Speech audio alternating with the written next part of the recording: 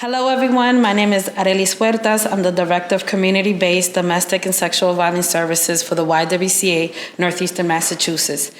Thank you all for joining us as we discuss a very important topic on reimagining manhood. We have special guest speakers and Brothers in Arms, from Brothers in Arms, Michael Bastian, Quinn Gunnell, Andrex Bonilla, and Edward Sedano. Thank you all for taking time from your busy schedule and being part of this conversation and this movement. Before we dive into the conversation, I'd like to provide a bit of context as to why we are having this conversation. The first Thursday of March is recognized as White Ribbon Day. The White Ribbon campaign began in 1991 when a handful of Canadian men decided to take action on the second anniversary of one man's massacre of 14 women in Montreal. This began the White Ribbon campaign to urge men to speak out against violence against women. Today, the White Ribbon campaign is a worldwide campaign in 60 countries that has collected well over 5 million signatures and continues to grow. As we close out the month of March, we felt it would be appropriate to close out the month of March engaging in a conversation around reimagining manhood. We recognize that it is extremely difficult and challenging for young men in our society. There's so many messages that young men obtain from society and at times from our very own culture of what it means to be a man. Today we will have a conversation of masculinity and hopefully dismiss some of those myths and pressures that we receive from our society at times, and sometimes even from our own cultures, again, as to what it is to be a man in this society. We will begin with a short 12-minute TED Talk video by Tony Porter. I would like to make a disclaimer that this video may be a bit difficult to listen to as Mr. Porter shares a personal story of a challenging situation he experienced when he was just 12 years of age.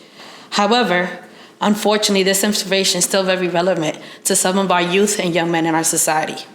Without further ado, we'll play the Tony Porter video.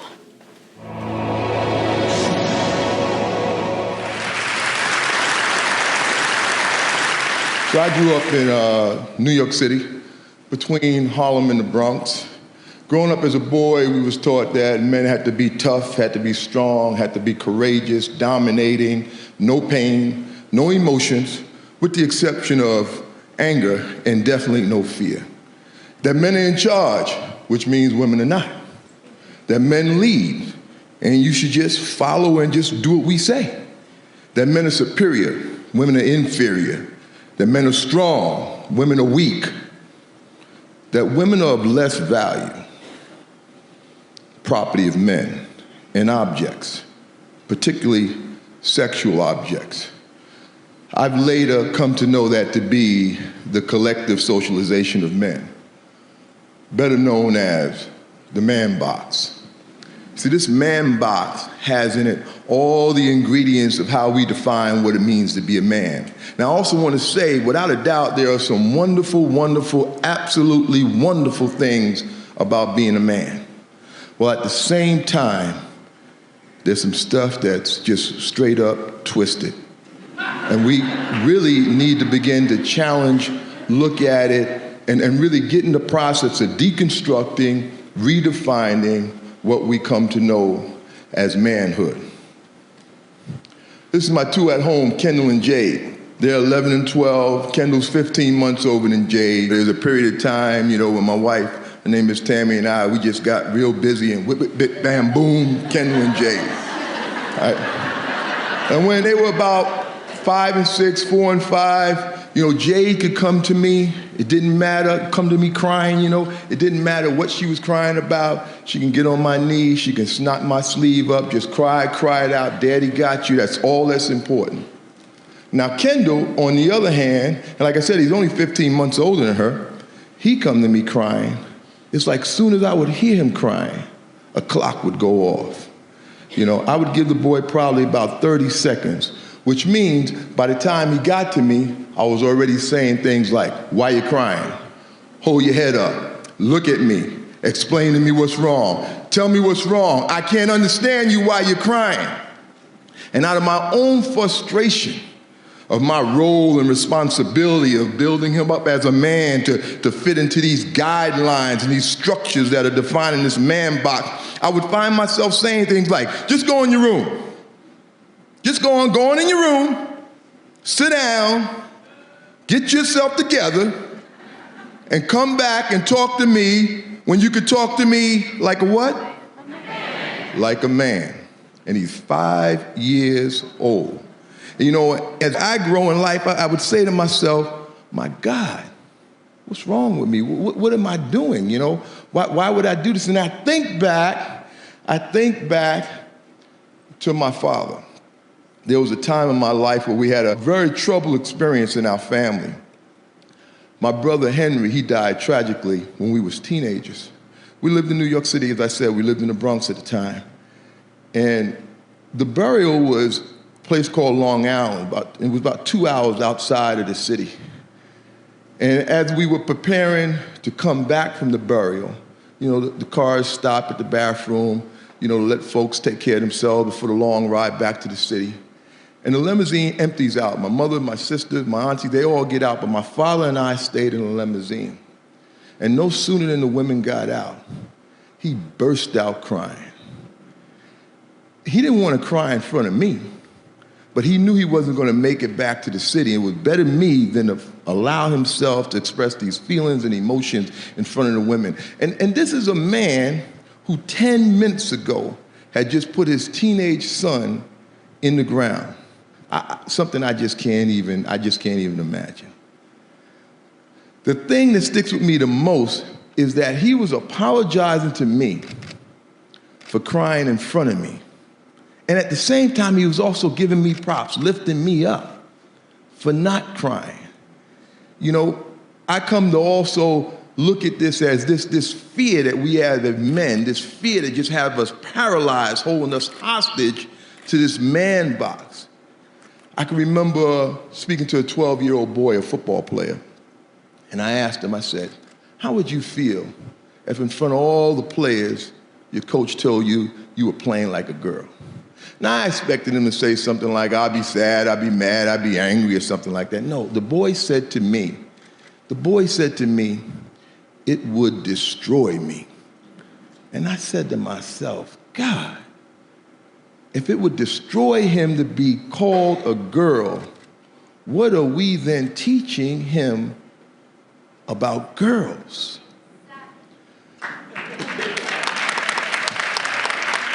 It took me back to a time when I was about 12 years old.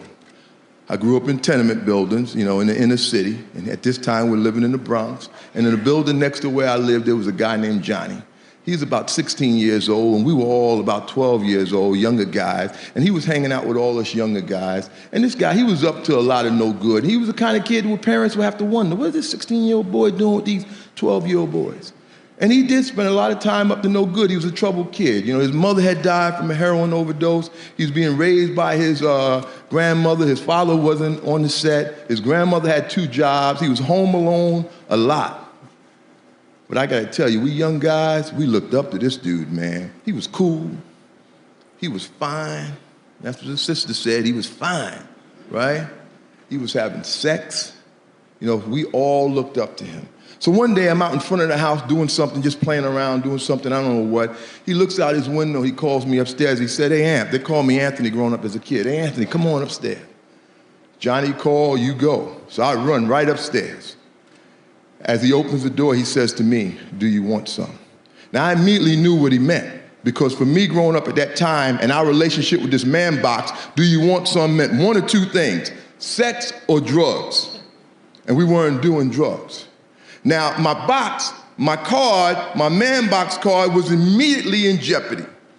2 things. One, I never had sex. We don't talk about that as men. You only tell your dearest, closest friends, sworn to secrecy for life, the first time you had sex. For everybody else, we go around like we've been having sex since we was 2. There ain't no first time. The other thing I couldn't tell him is that I didn't want any. You know, that's even worse. We're supposed to always be on the prowl. Women are objects, especially sexual objects. So anyway, I couldn't tell him any of that. So like my mother would say, make a long story short, I just simply said to Johnny, yes. He told me go in his room. I go in his room, on his bed is a girl from the neighborhood named Sheila. She's 16 years old, she's nude. She is what I know today to be mentally ill, higher functioning at times than others, We had a whole choice worth, inappropriate names for her.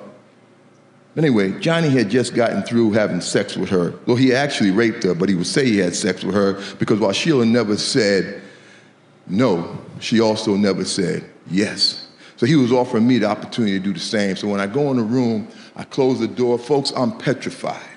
I stand with my back to the door so Johnny can't bust in the room and see that I'm not doing anything. And I stand there long enough that I could have actually done something. So now I'm no longer trying to figure out what I'm gonna do. I'm trying to figure out how I'm gonna get out of this room.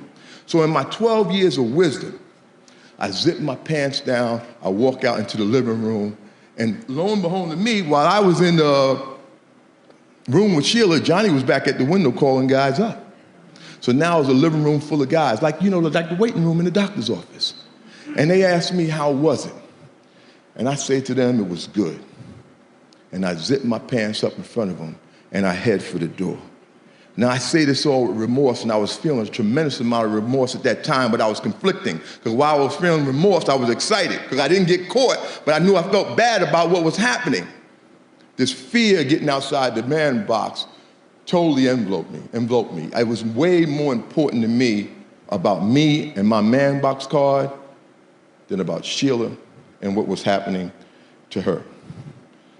See, collectively, we as men are taught to have less value in women, to view them as property and the objects of men. We see that as an equation that equals violence against women. We as men, good men, the large majority of men, we operate on the foundation of this whole collective socialization. We kind of see ourselves separate, but we're very much a part of it.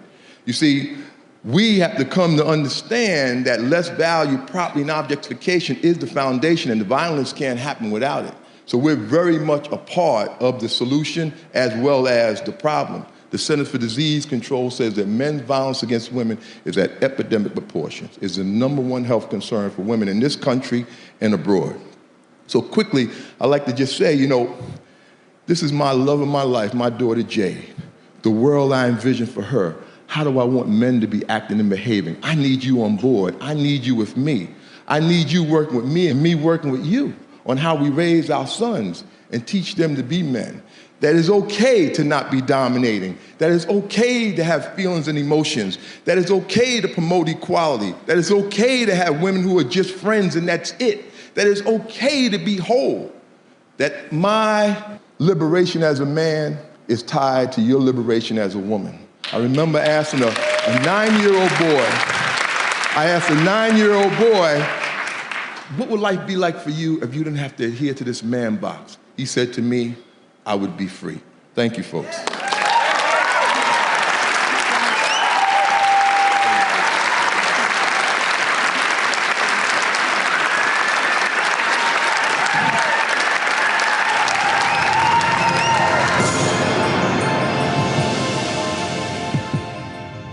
So thank you, everyone. That's a powerful video that we just watched. However, so much about the video is still very relevant, unfortunately, in our society today. So with that being said, I'd like to open up the conversation. Once again, I'd like to introduce our guest speakers and panelists from the group Brothers in Arms, Michael, Quinn, Andrix, and Edward. Thank you, gentlemen, once again for being present here today. I guess I'd just like to start. What are some of your thoughts, reactions to these videos that we just watched about Tony Porter?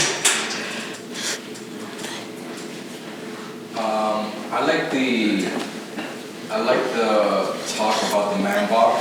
It's something we don't describe as a man box, but when we're talking in our circles, we definitely bring a lot of that stuff up. It's what we struggle with the most. When I looked at the list, I was looking at how my father would talk to me, and I saw a lot of things that came up there. I'm a father of a daughter, so those kind of things don't apply to her when I'm speaking to her as a father, but the reaction I'm getting as a father when I'm speaking to my child comes up on those boxes too. So I was really conflicted about seeing it. It was really cool to understand it in that way.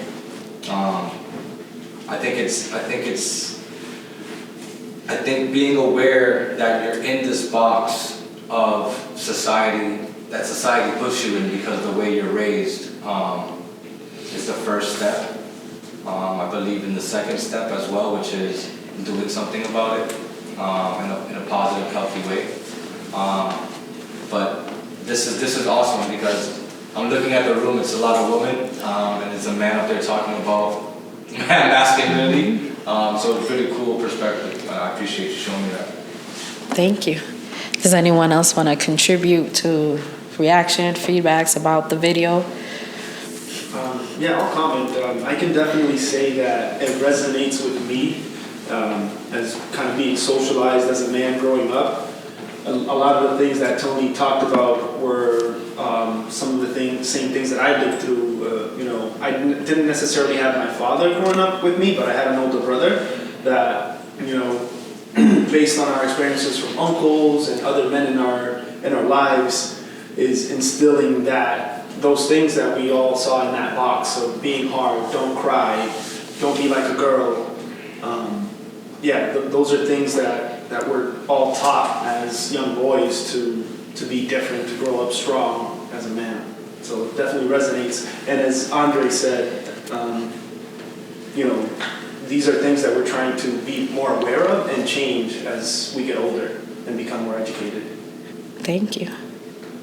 Does anyone else like to contribute? Oh, we're good. So definitely, sorry, Rihanna. I think I'm good. Okay. So definitely I appreciate you all sharing your perspective. I think that last statement where he says, his liberation is tied to the liberation as a woman. I think it all works together. Both you, Edward, and Andres kind of spoke about, and this is why we feel this conversation is so relevant here today, in the sense that we know culturally at times we still, unfortunately, are still raised in those environments of, the qualities of being in this box of what it means to be a man. And so having to be strong or have to be dominant or, aggressive. I have my 3-year-old son. I have 2 brothers. I have my father. And I would like to see a society in the future where my son can be, as he said, his authentic self, his whole self, without being judged. That if he's an emotional young man, he's an emotional young man. That doesn't mean he's any weaker. So we continue to do this work, and I commend you all for having this group, because we do live in a society where there are limited resources for young men as well. So as we begin to have this conversation, how would you define masculinity in today's society or for yourselves? So I wrote a note here. Follow-up question would have to be, for me, based on the work that we do, is what kind of masculinity? I think that for a lot of the conversations we have, masculinity is sometimes we find the need to separate it into 2 categories at least. Maybe there's more. But we like to use the descriptors of wounded masculinity and healed masculinity, because they're 2, even though they're both coming from the same source, they diverge in very different ways. We find that a lot of the violence that the video was talking about comes from men who are in their wounded disposition or wounded state. So we really want to try to put that message out there, and this is not just for masculinity, but also femininity. For feminine, in our circle, we often talk about the harm that women do towards men, because it's both are capable of causing harm, and so sometimes we have to correct the language and being used in the circle, where sometimes it's these general statements: women are this, women do that. We often correct and say, wounded women do this. A wounded woman, you were cheated on by a wounded woman. Or, your mother physically abused you. That's something that a wounded woman would do. Not all women should be characterized that way. So that's why I just want to open up that question, or just entertain that idea of I really think it helps to divide masculinity into those 2 parts of there's a wounded masculine and there's a healed masculine, and they show up in very different ways. And I like how you mentioned that, Quinn, about wounded and healed. And I guess our work is, how do we get young men and even older men, just in general, both men and women, to go from that wounded to the healed knowing that it's so that they're okay with the fact that, hey, I don't need to be in this box, or hey, the past trauma that I've endured doesn't have to define me, who I am, in a negative manner, but how do I take that to grow and learn and not continue to cause harm? So is that the work that you all do within your groups and having these conversations? And so how do we get to that healed, masculinity or healed femininity? So that's a great question. We can have long conversations about that. But I think it's also important to just define what masculinity is from that wounded place and from that healed place, because just to honor that question. Because a lot of the times people talk about men, they're talking about the things that wounded men do, and the same thing goes for when men talk about women. Oftentimes they're talking about the things that wounded women do. So oftentimes when people say, I hear statements like men are dogs, men are cheaters, men are abusive, men are, they objectify women. I just want to share that, the position that those are things that wounded men do, and it doesn't define masculinity. And I know that we talk a little bit about toxic masculinity here. Maybe we could even use that phrase as well. But there's also some really beautiful ways that you can define masculinity from the healed state. We can use terms like generous, wise, worshiping of the feminine, or empathetic. These are different characteristics that a healed masculine can embody. The contributor, the servitude. These are things that men also feel are very fulfilling to do. These are ways that men show up when they're in their healing state or in their healing process. Men find that very fulfilling to serve in those roles where they can show those parts of them. So that also is part of that question of what is masculinity. I think you got to kind of look at the whole picture. Yeah, and ideally, does anyone else want to contribute? I don't want to. Okay, so absolutely, and I think when I hear you talk about the healed masculinity, and we see, and this is why having these men that are part of this movement working together, and as Ted Porter said, that his liberation is tied with the liberationists. Can't stress it enough that it is, it's both. It's give and take.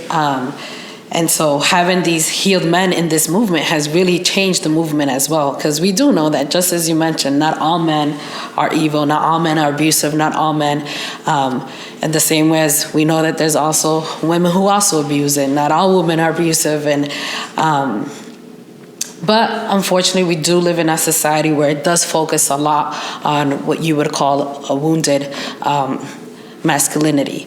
And when we think about that, where do we think, and I like how you phrase it, the wounded and the healed, and I hope to live in a society, or that my child lives in a society where there's more of the healed part of in this world.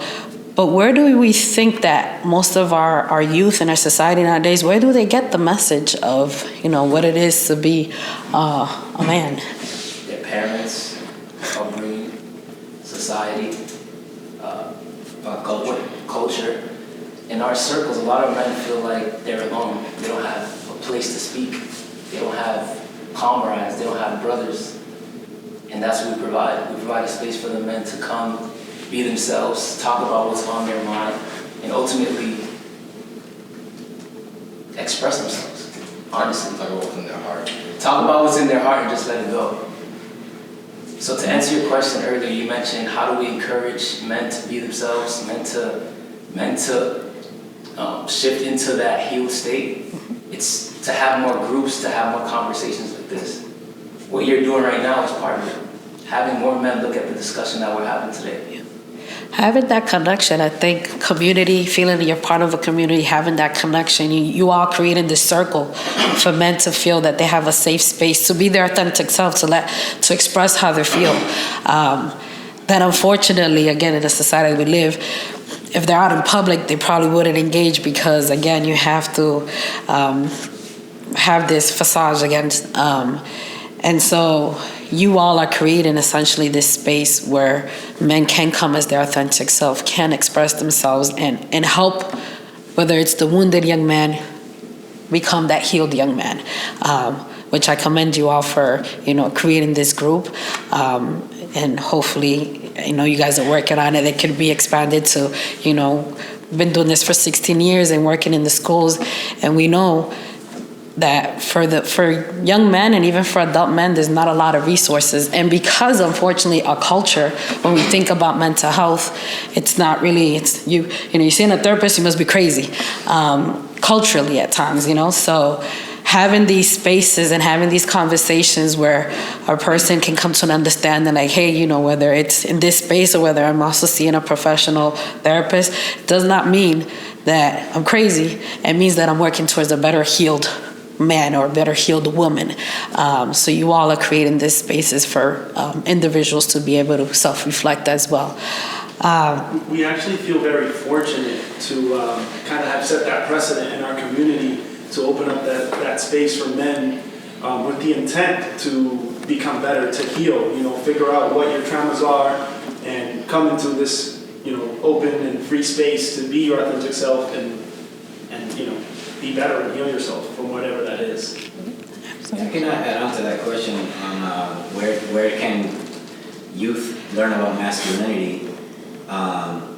So if it's toxic masculinity, they could learn that everywhere. Pop culture especially. I love hip hop, but hip hop is part of the problem. I'm just gonna go ahead and say it. But not just hip hop, just all kinds of pop culture. Our society is steeped in toxic masculinity, so it's generational. So patriarchy, colonialism, racism, this is all part of the problem. And so like even if they go to their parents, like for example, I can speak from my own family experience. My father, in my father's family, he's seen as the shining example of a man who, is responsible and takes care of his family and can't do no wrong. My father never taught me what healthy masculinity was. He was not capable of it because it was never taught to him. And if you look, the further back you go into generationally, his father's father, the worse it gets when it comes to patriarchy. And the conditions that they were raised in, the things that they were taught, might means right. It's okay to use physical abuse because that's how you get your way, and that's how, even through even through religious practices, some of these things are taught that it's okay to use physical violence to reprimand and discipline your children or other people. And so these are deeply embedded beliefs that are passed down from generation to generation. So I feel like there's infinite sources of places to learn about how to be toxic masculine. So the other question would be, where can youth go to find sources of healthy masculinity? And the sad answer is that it's very, very limited, just as you shared. There's the work that we're doing, there's isolated examples within schools, but I work at Lawrence High School, and we have 3,000 students, half of which are male, and we don't have any kind of program that does any kind of youth, masculinity, youth, teenage circle. There's nothing for feminine either, but I think we could do a lot of work there. We could at least have a healthy relationships class.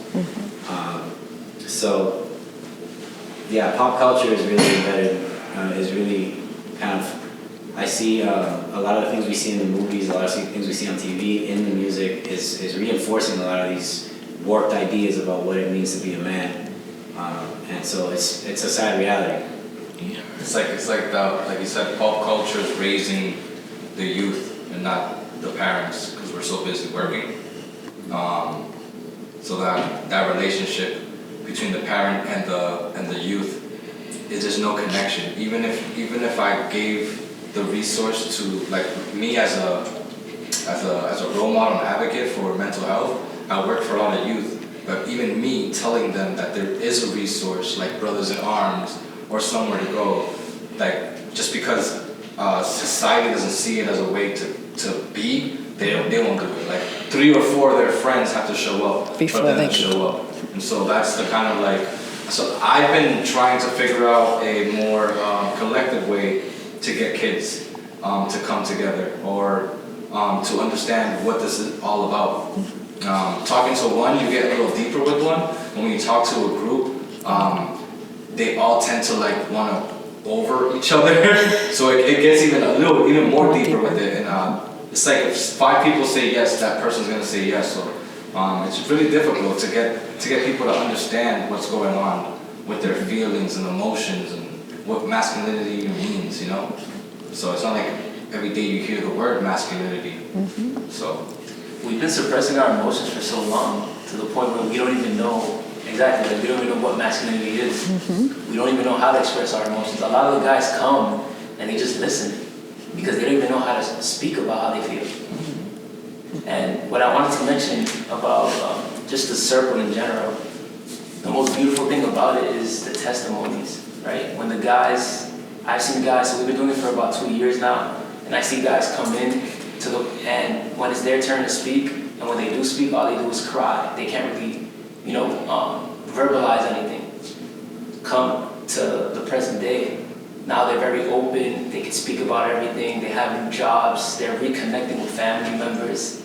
It's really a hub of growth for the community. Thank you.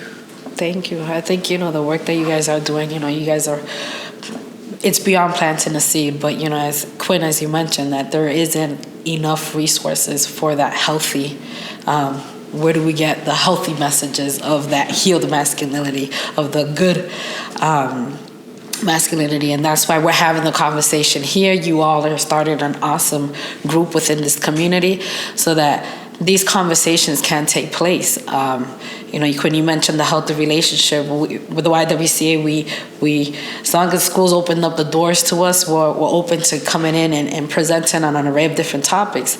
And you mentioned the pop culture and taking the time. Sometimes we just go with the beat. The beat sounds good, but when you start really listening to the lyrics, and sometimes you may sing along, but you're singing along because the beat sounds good, and you're not even realizing what you're really saying. And then when you take the time to really kind of sit and really analyze what the lyrics are saying, it's like, wow, this is pretty heavy. What are we saying about either young man or young woman? Because it goes both ways, as we mentioned.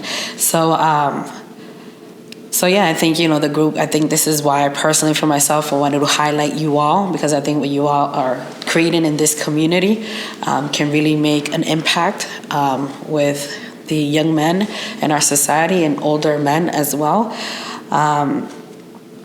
Do you have, I guess we've kind of put it all together, but I guess how does your work, and you guys have spoke a little bit about how your group creates that space and allows these kind of conversations to take place? Yeah, I think touching on what Quinn said earlier, understanding the wounded and the healed masculinity, admitting that some things are the choices you make and not blaming other people. The other thing was reprogramming your state of mind, putting yourself in a circle of men that are looking to be healed. You don't want to be in a circle of men that are all toxic, because you're going to be struggling to find some healing energy there. So surround yourself with men that are looking for the same thing you're looking for, which is to be healed. For us, I know, well, for me personally, I know that crying has always been a very good stress release for me. So I always encourage crying. I feel like it's the one thing that we can physically release, and we can feel it. You can scream it, and as soon as you're done, there's always a light in the end of that tunnel. It's almost always for me, and so I always encourage to really dig deep into being not afraid of being who you really are, even when your feelings are showing, whether it's crying or being sad, or sometimes it looks like depression, But yeah, we hold these circles for that reason. We want people to feel comfortable, and we want everyone to have a voice. A lot of people just want to be heard, and a lot of people don't know how to listen. So we're trying to teach both. And we also emphasize that there's healing in listening as well. So one of the ways that we get a lot of men to come is that we tell them to come in, but you don't have to speak. And you're going to be learning from the experiences of all the men that are there. We have a wide range of men that come in from the age of 13 all the way up to the age of 60. So the life experience in the room in general is very vast. I'm in there like we started this group, but we're learning, and we tell the guys, we're not leading you, we're learning with you, Yeah. and we're growing with you. So that's how we frame it, because we're all there to learn. We're not just there to lead and say, hey, do this, do that. It's a room and a container, as we say it, a container full of learning and growth. Thank you. Yeah, as I resonated with Tony Porter's, TED Talk, a lot of the men resonate with, one another's stories in that same way that Michael was just referring to. So we all kind of just, through lived experience, if you went through something, it makes it that much easier to be able to talk about, process, and understand when you hear someone else talking about something even remotely close to what you've gone through or something that you're living through. And that alone speaks volumes, in the journey of healing. Thank you. How, and this is, if you feel comfortable sharing, but what impact did you all have personally that have you become the young man that you are today? And being able to help others and being able to continue, I think as humans being in general, we always want to self-reflect and continue to grow to be better individuals. What helped you become the young man that you all are in today's society? It was a circle or in general? In general. In the general sense. And sometimes people have like that one person, like I had that, and sometimes all we need is that one person who was like that mentor. And sometimes, my husband says education has been like a big factor for him to kind of grow and learn. So like, I guess if there's something that you can recall, like this was what kind of shifted for me personally that made me want to become a better person, become a better man, or in general, what would that, either one person, one thing in life that kind of made me realize, if you feel comfortable sharing, of like, I need to change for a better me, for my own well-being mentally. Sure. Okay. I could personally say, I just wanted different. I knew I was stuck in a toxic cycle. Being from Lawrence, it's very easy to get wrapped up in the nightlife, the drinking, the smoking. And I call 2017 the year of transformation because that's when I got rid of everybody in my life. Like I literally isolated myself from every single person and I just hyper-focused on my growth. And that's what I tell the guys, you have to really shift your environment in order to grow. If you're around individuals who smoke, drink, party, that's what you're gonna do. You're going to be exactly like your environment. If there's 5 people doing something, you're going to be the 6th. So the awareness of knowing that I needed to be a better person. So then I started thinking about it, cultivating it, and attracting that within my life. Thank you. Here you go. Thank you. For me, something that was a big catalyst in, me being more intentional in my healing journey is life experience, and specifically my life experience in relationships with women. One of them being my mother, and kind of wanting to have a better relationship with her. And then also just kind of through romantic partners, them wanting to be more aware and, cultural issues that we are all facing. That definitely kind of helped me open my eyes to that and just promote everything that I'm doing now and, be a better kind of contributor to my community. That definitely is huge. Thinking about the disparity between men and women and me thinking of having a partner, that's how I like to refer to as my, romantic relationships. In that sense, that's how I want society to be as well. I want that relationship between men and women to be a partnership where we're kind of working towards, a better goal together. Thank you. Does anyone else want to share? I could share. So for me, it was my mental health journey. I was experiencing depression and a lot of anxiety at one point. I was finding myself in relationships that were not healthy for me. And I recognized, similar to Michael, that I was in a cycle. Luckily, I started working with a therapist to become aware of it.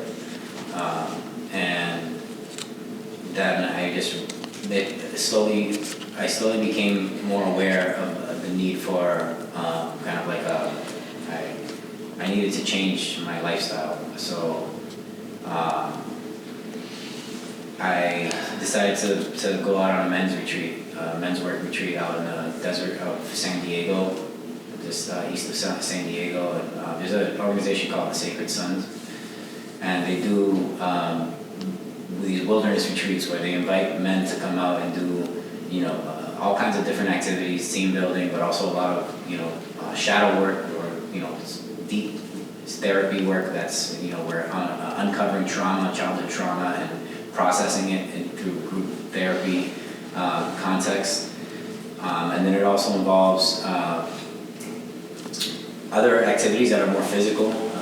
Part of, one of the reasons that experience was so beneficial to me was I was able to face some of my fears. One of them is just being out in the desert by myself, sleeping in a tent.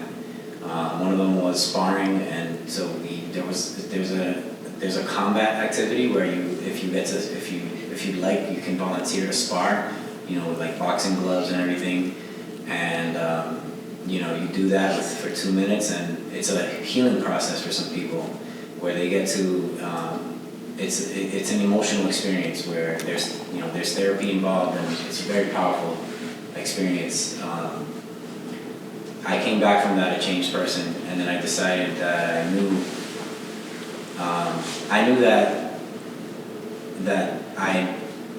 that I was meant to be a different man than the lifestyle I was living, and so I decided, and I learned a lot about that as well on the retreat, and I began to change, and a big part of that change was leaning into becoming the man that I felt, almost from a spiritual place, that I was meant to be, carrying myself in the way that I was meant to carry myself, that I am meant to carry myself in. That's why that conversation is actually, I'm gonna go off on the question about boxes. I want to address that question because there was a question about, do you feel that youth today struggle with being in a box? I think that the answer can be yes, if it's not a healthy box. But I think that there's such a thing as a healthy box, that these boxes do serve a function. I don't think anyone should be forced to live in a box that they don't feel comfortable with. But at the end of the day, I think that there are roles that we are meant to play in this life. And me coming into that role of what it means to be a man allowed me to change my life. And I started doing this work a lot more. And one of the things that came up from it was this calling to do this work within my community in Lawrence. And now we're here. We're a few years later. But it was almost like a spiritual experience. It was a healing experience. It was I needed therapy. I went to do this group work out in the wilderness. And then that's when I started learning who I am, or what it looks like and feels like for me to be the man that I'm meant to be. And I find that there were certain men who are part of that work that I was able to look to as a guide for me to lean into, to find a path on how to reach that sense of alignment with, we can call it divine masculine or healed masculine. But I noticed that the same way that I was looking at other men who were doing this work ahead of me, I was seeing them as inspiration, as leaders. I began to do that work, and then men within my own community began to see me as that same guiding light. And this is the work that we're doing now in Lawrence, or in this area, Merrimack Valley. So all that is to say is, I think that it's very deep. It's very deep. It's about healing. It's about being on a healing journey. It's about spirituality. For me, it is, at least. And I could probably write a book about it. I don't want to go on too much of a rant, but it's a very deep question for me, and I'm glad to be doing this work. Thank you. Does anyone else want to contribute? I just want to say that the one thing that I noticed that I needed to do was to live my life and not anyone else's. Growing up in the city of immigrants and everyone has an American dream, you know, your life's supposed to be go to school, go to college, get a house, and get a car, you know, something like that. That's the American dream, right? So as soon as I realized that wasn't my dream, you know, that was my parents' dream, that was society was putting on me. Like, how come you're always walking? You need a car. Or how come you're always doing this? You need that. And when I woke up one day, I just realized, like, I need to live for me. Yeah, I'm a dad, and yeah, I'm a boyfriend, and yeah, I'm a son, but I'm me first, you know, and I wanted to make that very clear to myself. So that's when I started going to the Brothers in Arms. And I feel like once you start thinking differently, you start seeing differently. And so things that wouldn't be available to you, like a resource like Brothers in Arms, you wouldn't see it if you weren't looking. You know what I mean? Mm-hmm. Like it's a gift to understand the signs when they're around. And I kept reading the signs. And I'm grateful. I'm part of a group that not only am I working to help other men, but it's truly helping me. I truly sit there and listen a lot. I love it. Especially a person who just likes to hear his own voice. But I sit there and listen a lot to him, so I appreciate it. No, I really thank you all for sharing, you know, your kind of time and moment that helped you kind of shift and become your authentic selves, or grow into becoming a better human being.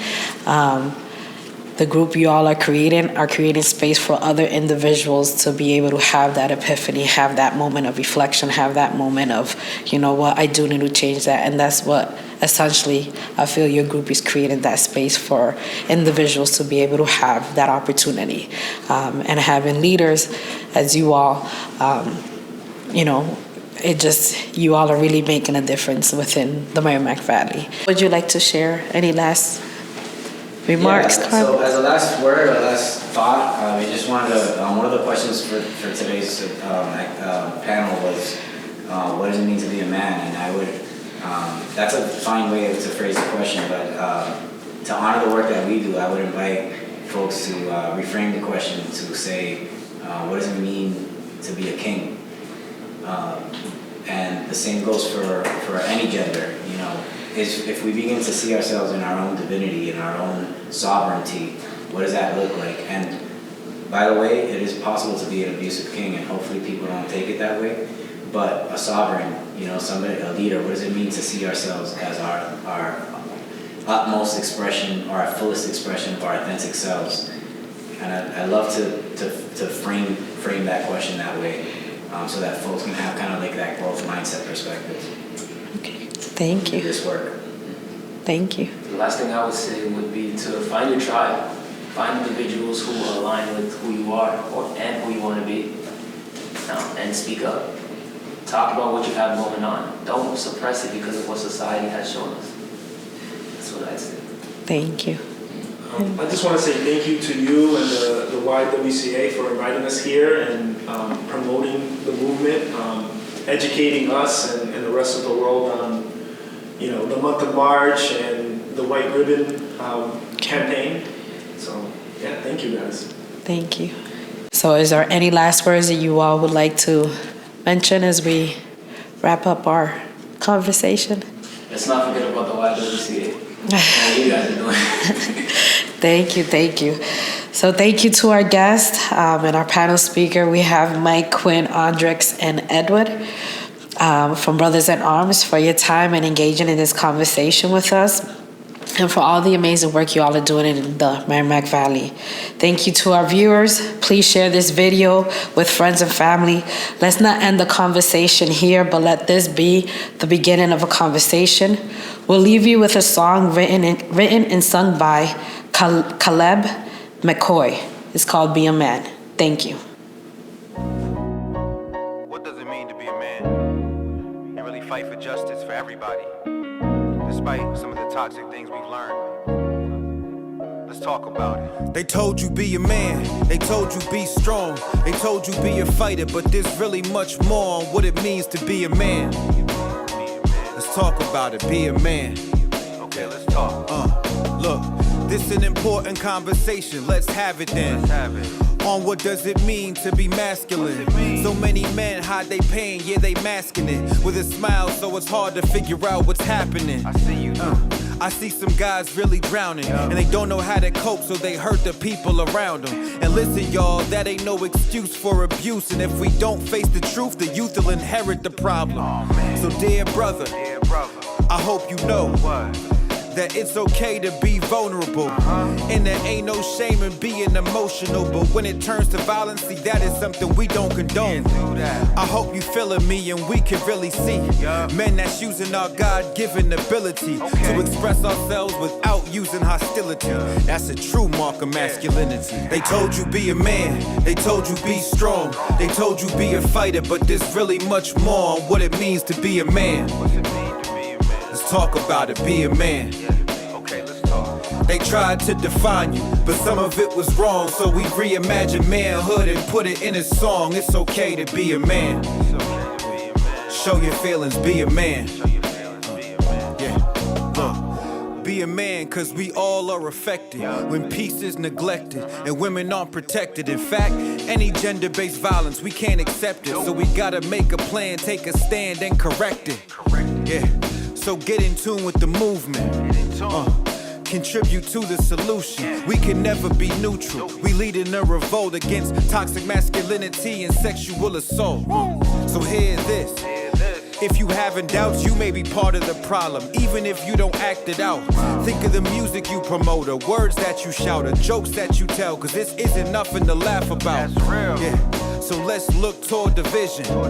Make a pledge, set a goal, stay committed. Fighting to bring change, that's with no hesitation. So we can tell the next generation. When they told you be a man, they told you be strong, they told you be a fighter, but there's really much more on what it means to be a man. Let's talk about it, be a man. They tried to define you, but some of it was wrong, so we reimagined manhood and put it in a song. It's okay to be a man. Show your feelings, be a man. I said they told you be a man, they told you be strong, but a real man will stand up and admit when he's wrong. So go ahead, be a man.